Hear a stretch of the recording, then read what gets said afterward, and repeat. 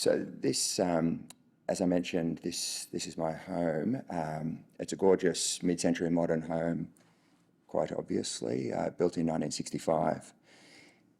I'll just quickly go through sort of the boring stuff first. The house is basically comprised with two separate sort of areas. They're both original. They were both built in 1965, and then it's got a swimming pool, a gorgeous little original sandstone swimming pool out the far end. And it's pretty rare in Lorne that the driveway is dead flat because it just follows the contour of the land, and then so is the house. So there's not a single step through either of the houses, which is pretty lucky in Lorne. Certainly not many of my projects sound that way. I can say that. The upstairs, the house for us, I bought it from the original owners actually, who built it in the mid-60s. And clearly the home, it was just a party house. They didn't have children actually, so it was just built for entertaining, bless them, and it's quite famous along the whole coast for the parties that through the 70s, 80s, 90s. And so for my family, I've got a couple of gorgeous young boys and one gorgeous older boy. It certainly just didn't kind of meet our needs, but I realised that I was working with something sort of pretty rare and pretty special. So instantly my brief was to preserve, to restore, I guess, all of the beautiful original features and then carefully work in improvements. So amenity we needed more of. We needed an extra studio and bathroom. There was almost no storage in the house, which was really interesting. And connection to outdoors to the landscaping was really, really poor originally as well. So doing beautiful landscaping and trying to improve that inside-outside connection was important. Unfortunately, along with a lot of our projects, most of them along the coast, we've got a really tricky orientation in that our views are to the south or to the southeast generally. So trying to balance passive solar gain and northern living spaces and northern windows is pretty tricky. You usually end up with glazing to floor ratios that are absolutely through the roof. So technical glazing solutions and shitloads of insulation everywhere else is kind of an offset that we generally have to kind of manage. Here, though, I might just flip through. So downstairs was a good opportunity underneath, because it's an elevated home, we had an opportunity underneath the existing subfloor to try and put a lot of storage and build another bedroom, which structurally was pretty difficult because there was just structure absolutely everywhere. So 3 weeks underneath there with a pretty laborious process, really tricky with an excavator and jackhammers and everything, and swapping out the majority of the subfloor structure actually. So that was one of the clever little ways that we're able to avoid touching the facade. So one of the first parts of the brief was to work out areas of the house that we considered to be really sacred, if you like. And look, the photos are going to do a much better job than the crappy elevations. So to give a little bit of, that I guess this shows the context, it's just a long, elegant, skinny black rectangle that sits really beautifully in the hill, and it's certainly visible from the Great Ocean Road below. It's certainly the only mid-century modern place along the coast that's on the water like that, and it is largely in original condition, which was really nice. This image just shows the back, sort of the guest house, if you like, and some of the landscaping that we did. And for my young boys, building them gorgeous tree houses and sort of in-ground trampolines and things like that to really kind of activate the house for them was important.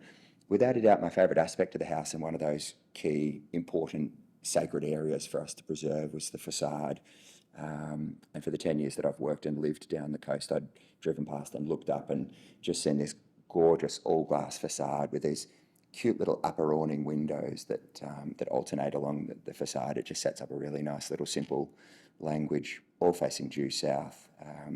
So it was a 6-week restoration process actually, just on the windows alone.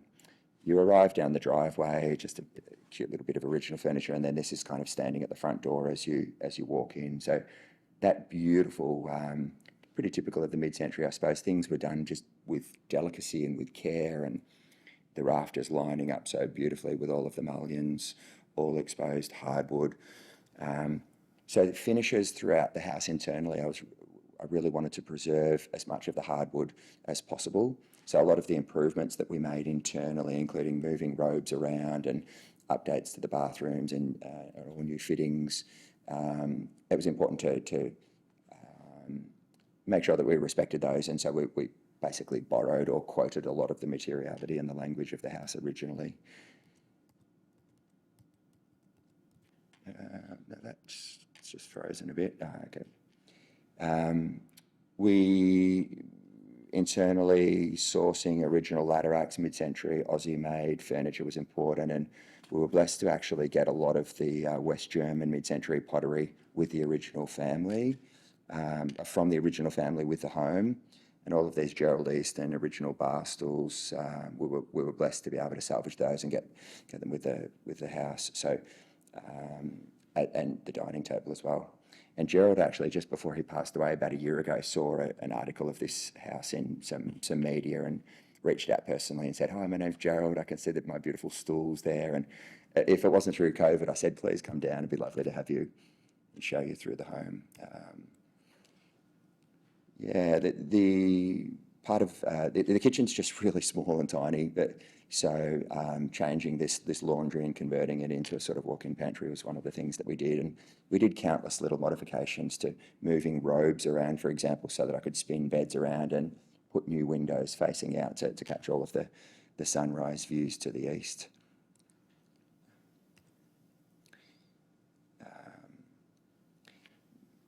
On the left-hand side there, behind the little couch, there was another doorway that went into the bathroom, a peculiar, funny little sort of pokey bathroom that had access in all four directions. But that door meant that you couldn't, the couch when we bought the house was in the window facing back to the wall. So just some careful, clever little internal modifications like that really helped. So an original cork ceiling, which we restored, was really beautiful. And then this room, which is the guest house at the end, we call it the honeymoon suite when we just save it for family and friends to stay. And it's got a gorgeous little deck off the end we'll come to, which we've put a beautiful bathtub sort of right out on the end there.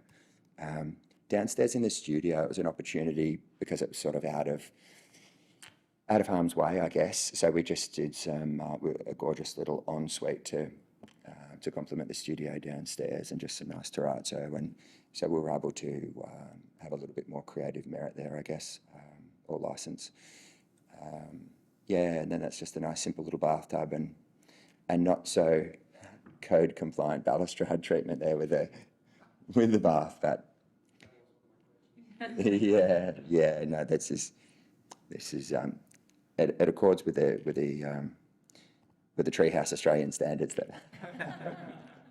which I wrote. I actually did my thesis on treehouses, would you believe? Yeah, so that's it, guys.